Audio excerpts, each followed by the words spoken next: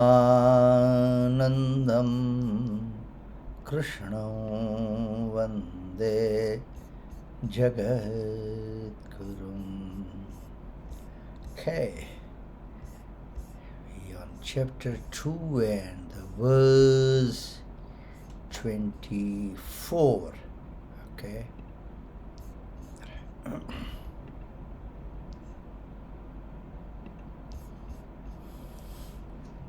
Verse 24. Achedyo yamadahyoyam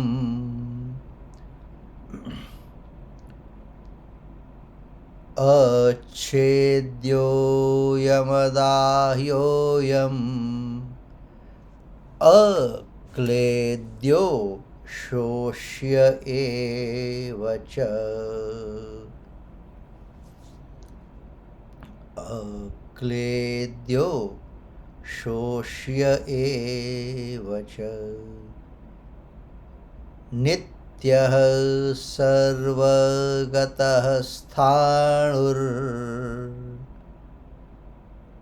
Nityah sarvagatah sthanur Achaloyam sanatanah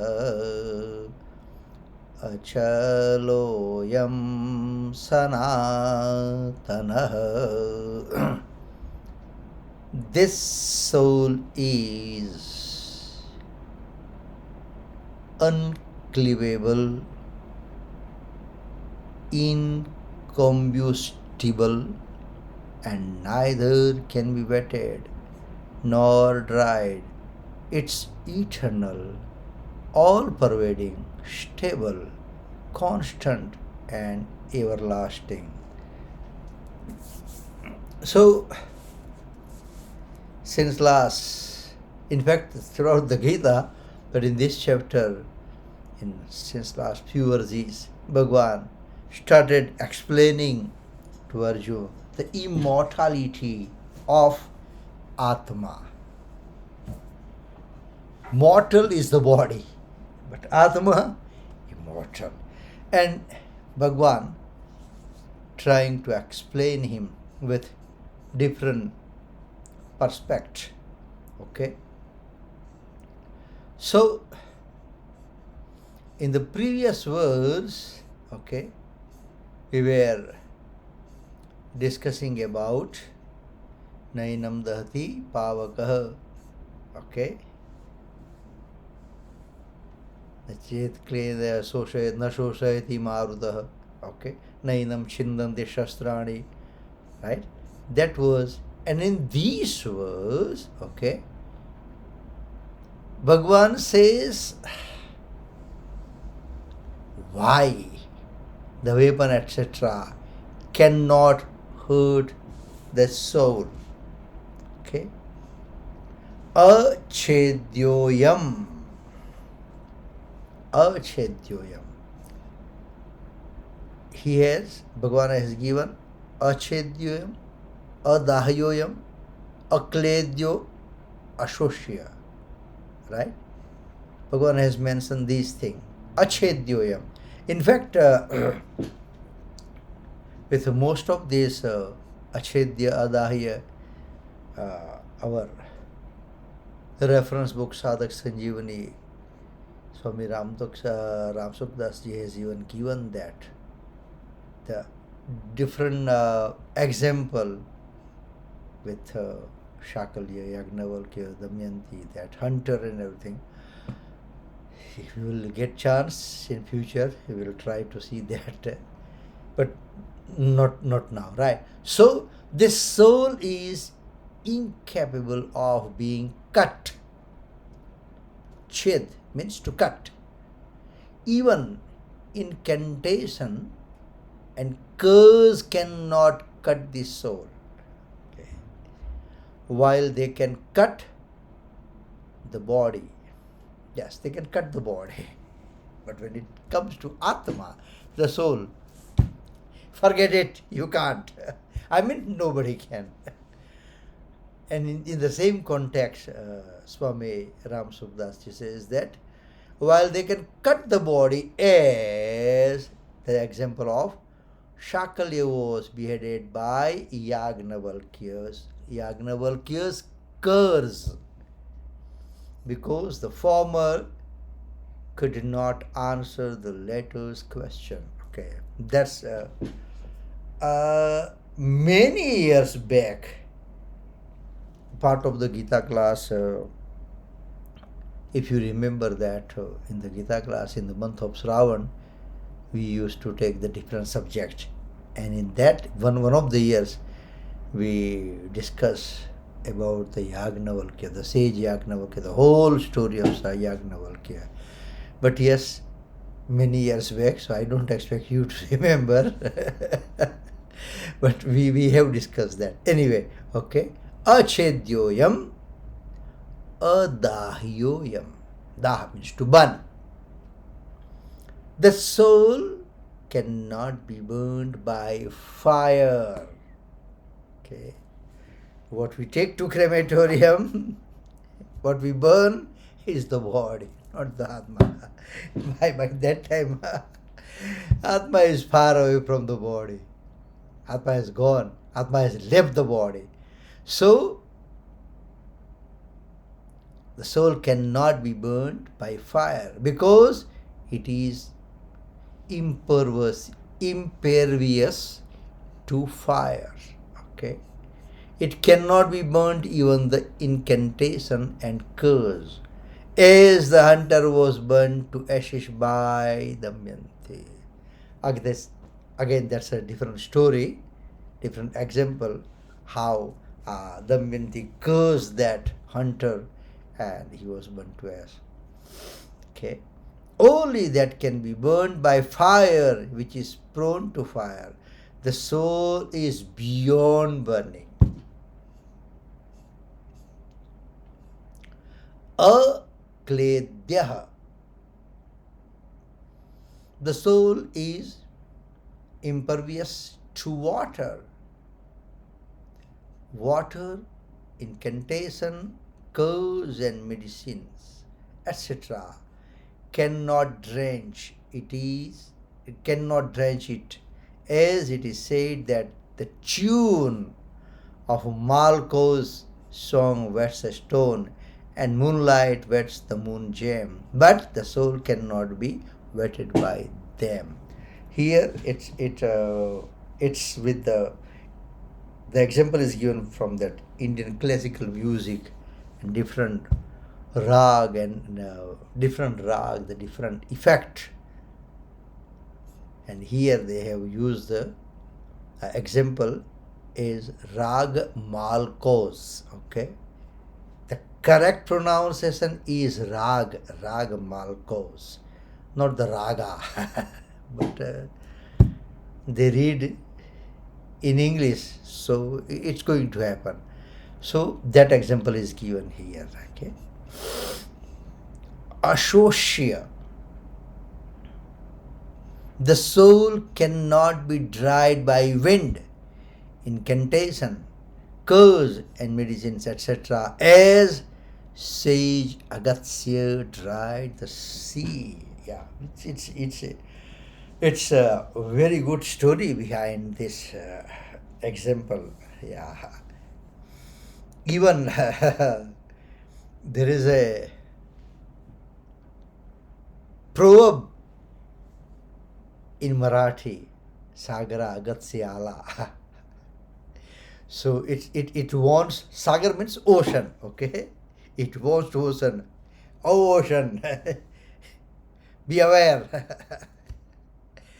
Agasti, the Rusi Agasti is here because he has done that. It's a history. Of course, there is, something different is written between the lines, but this is an example. Of course, if we get chance, we will see about the Agasti Rusi, what exactly happened. Okay, so Ashosya, Akledya, Adahya, Achedya.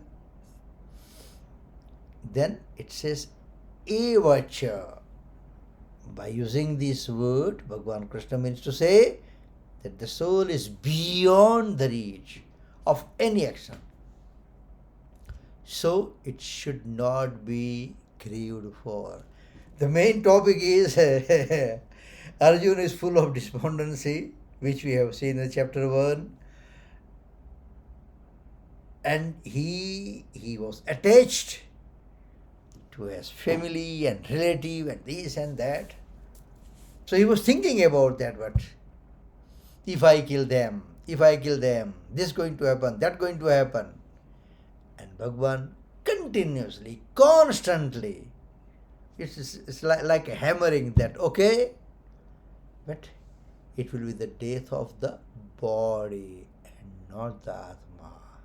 So it should not be grieved for. So you should not grieve.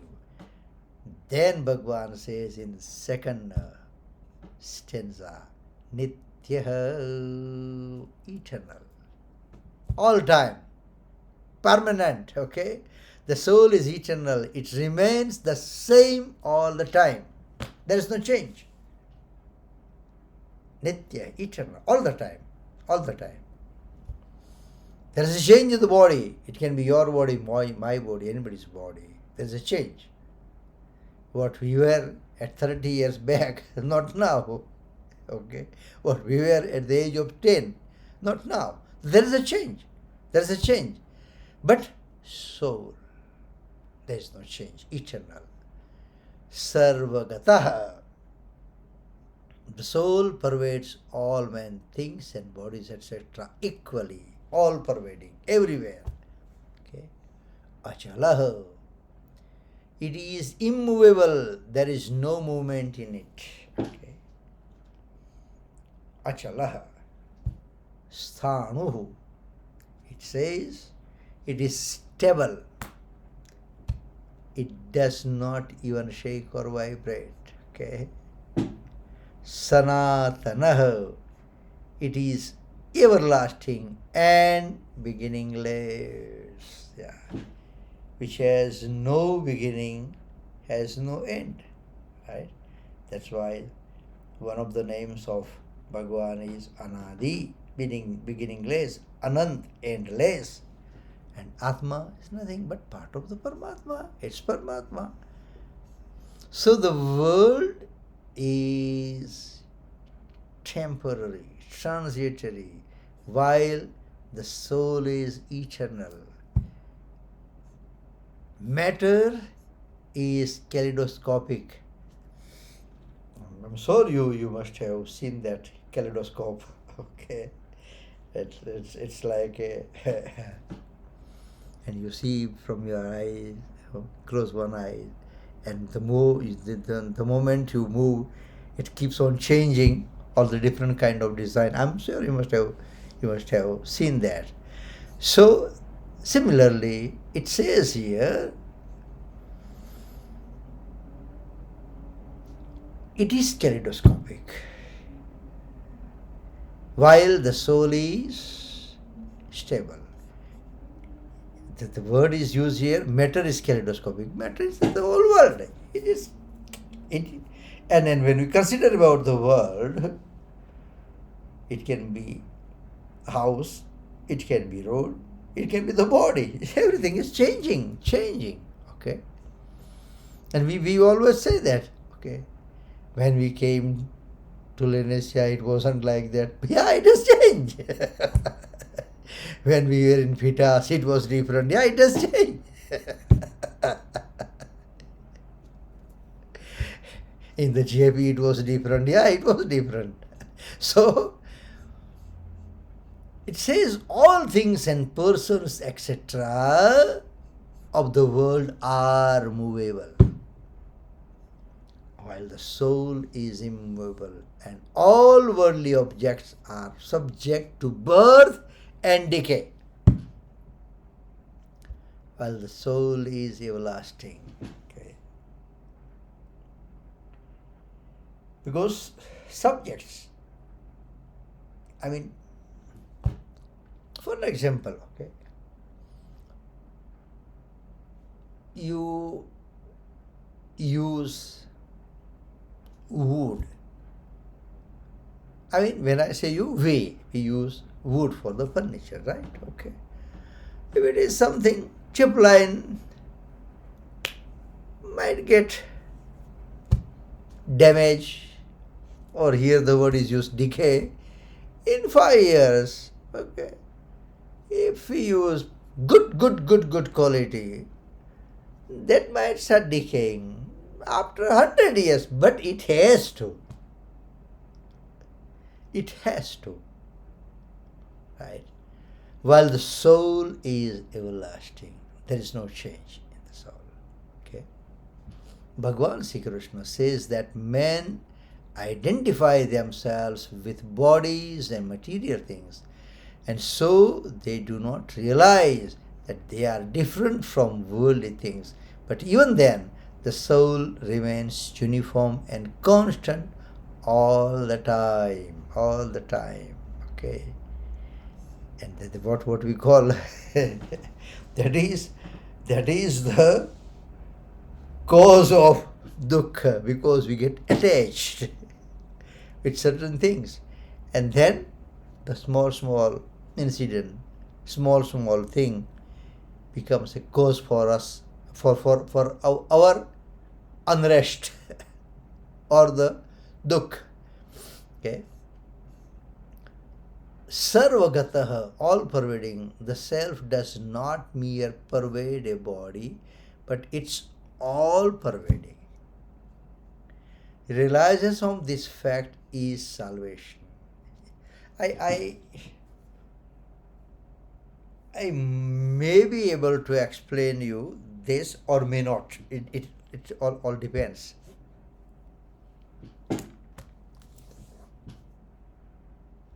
What we call in Gujarati is Akash, okay? Space, ether, right? What we see when we go outside and see, that is Akash. Normally we say sky, okay? Right? Okay? But space shuttle, like that, right? Okay? But that what we see, and I mean that's our perception that it looks bluish, okay? It has no color, right? And that's our perception. Forget about that. I'm going to tell you something different. But that Akash, what we see, deliberately I'm using the word Akash and neither space or the sky, okay? But when we are in our room, I am giving this Geeta classes in this room, okay? There is also the Akash, okay? If I have a glass, there is also the Akash, okay? If there is a clay pot, right? Inside there is also the Akash. I'm using this Vedantic terms, okay? According to scripture. Now, suppose that clay pot, right?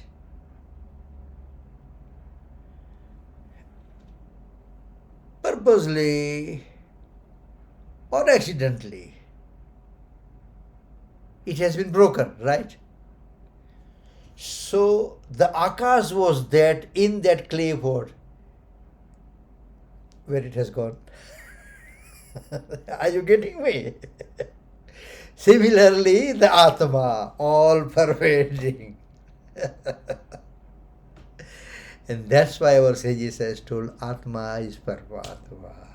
Bhagavan has very clearly mentioned in that 12th chapter, 15th chapter. Mama Ivaso Jiva Loke Jiva Bhuta Sanatana. You nothing. You part of me. Right? So here it says, all pervading. The self does not mere pervade a body. So it's not in the body, right? But it is all pervading. Realization of this fact is salvation.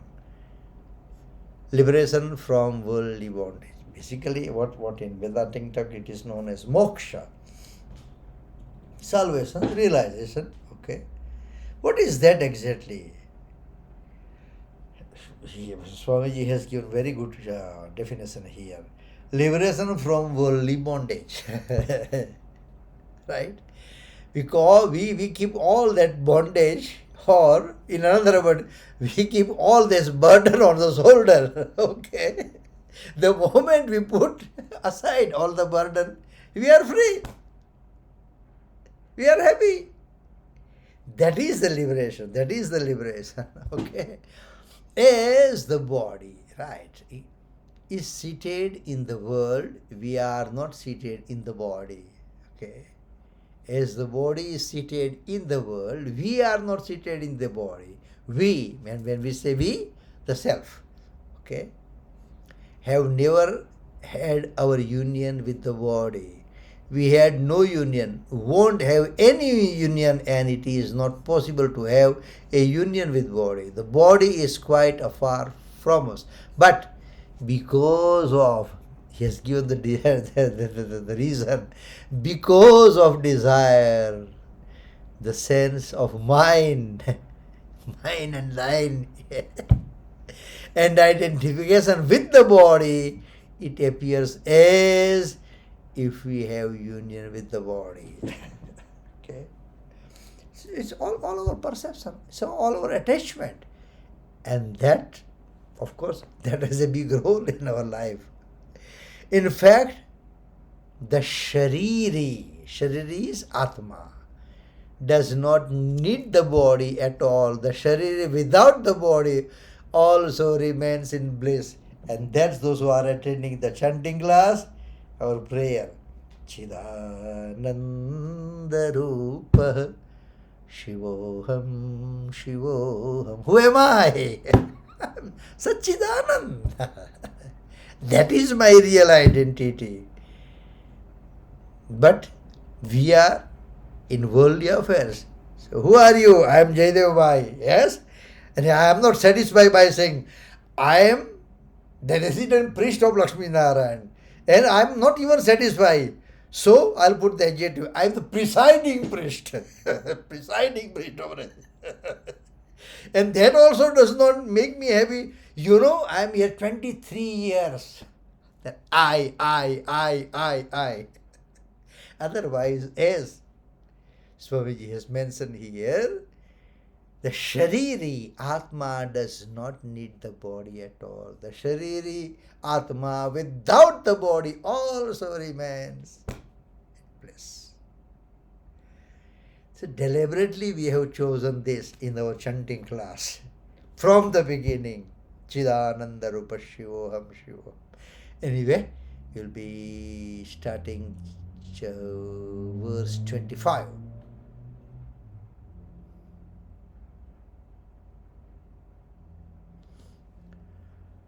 Avyaktoyam achintyoyam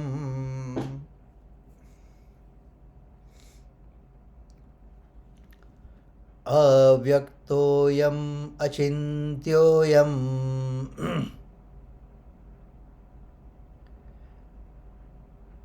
avikaryoyamuchyate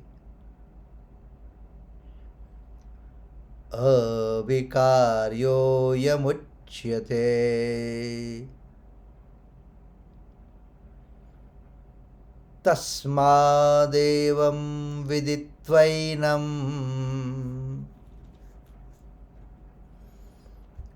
tasmadevam viditvainam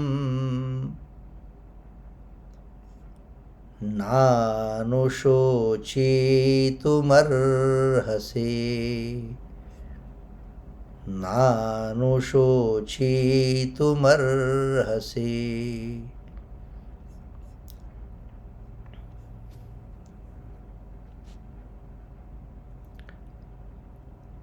This soul is unmanifest, inscrutable, and immutable. Therefore, knowing it as such, You should not grieve, nanu soshitum arhashi. Avyaktoyam, the soul, unlike a body, is unmanifest because it cannot be perceived by any of the senses. Okay, it cannot. Okay, neither eyes, nor the ears, nor the touch. No. Achintyoyam, mind and intellect, etc., cannot be perceived by senses, but they are thinkable. But the soul is inscrutable. Okay.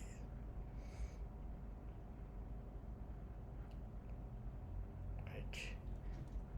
In the third chapter, towards the end, Bhagavan has mentioned Yo buddhe paratastu saha. Okay, and in that Bhagavan has mentioned the senses. Above the senses, the mind. Above the mind, there is a buddhi, intellect. But this is Yo buddhe paratastu saha, above the buddhi even. That is Atma. Achintyoyam. Avikaryam uchyate. The soul is immutable. It does not undergo any changes. Okay, we were discussing that about Shadvikar 2 weeks back. Okay, Jayate, Vardate, Avakshiyate. We have that 6 stages we were discussing, right? Okay, so it does not undergo any changes while matter is changing all the time. The cause of the entire creation is matter, Prakriti. Okay. The causative nature, matter, is subject to change. The soul is beyond any change as it is transcendental. It's above the changes.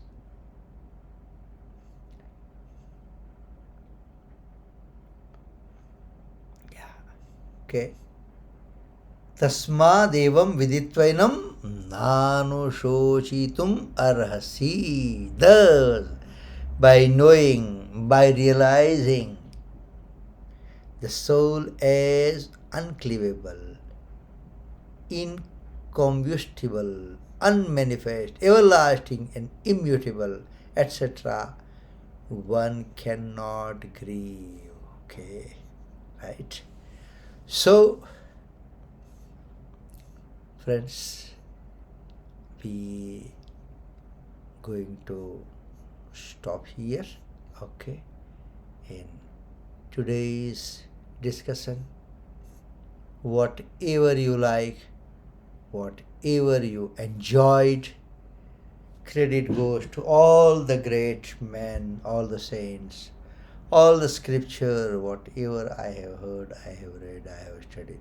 Absolutely nothing belongs to me. And as you know that our main reference book is Sadhak Sanjeevani from Swami Ram Sukdas ji. So credit goes to all this kind of great man. Okay, we will conclude with Arjun's prayer in the 73rd verse of 18th chapter, followed by the Arti.